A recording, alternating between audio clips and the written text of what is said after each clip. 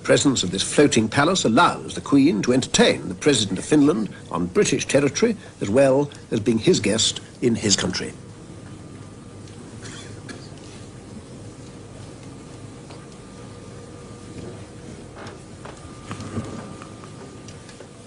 The Queen has entertained very many heads of state in this yacht. There have been 17 fully fledged state occasions altogether and scores of Commonwealth visits.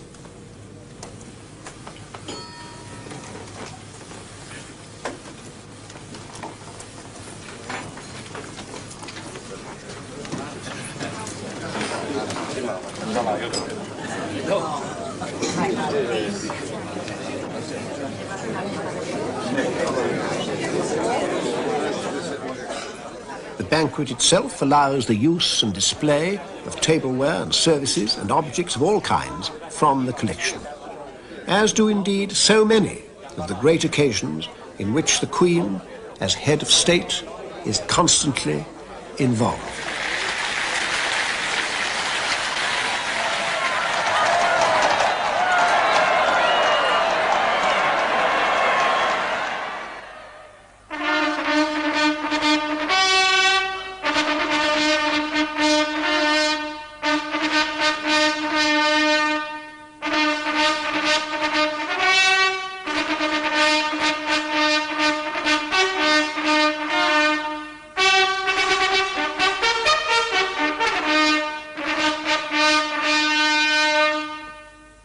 Every year, the Queen, as head of state of the United Kingdom of Great Britain and Northern Ireland, walks in solemn procession through the Houses of Parliament in London.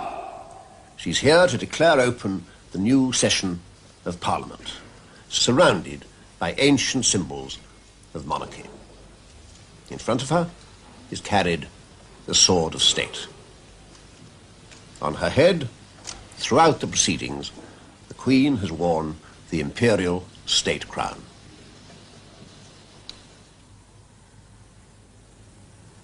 The Imperial State Crown.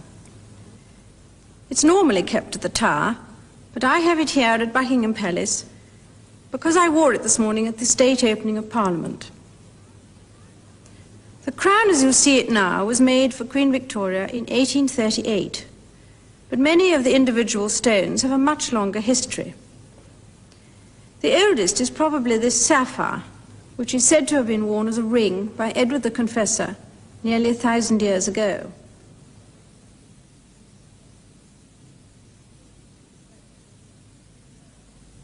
The pearls are said to have belonged to the first Queen Elizabeth.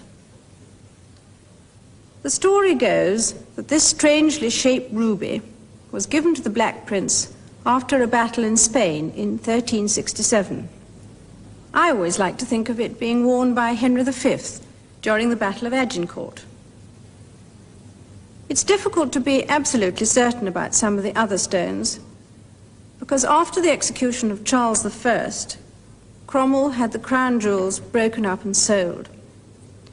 The Black Prince's ruby, for instance, was sold for £4, but it was returned to the crown after the restoration of Charles II.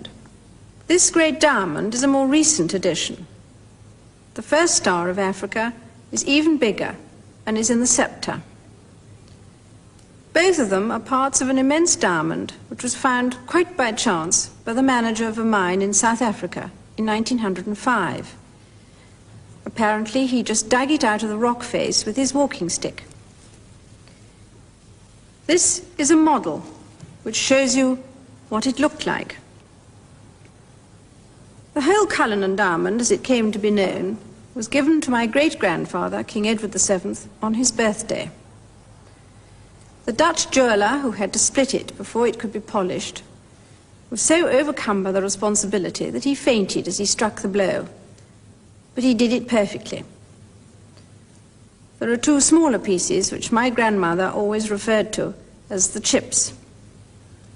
This crown is worn at openings of Parliament and after a coronation. The other one, the St. Edward's crown, is only worn once, at the moment of crowning.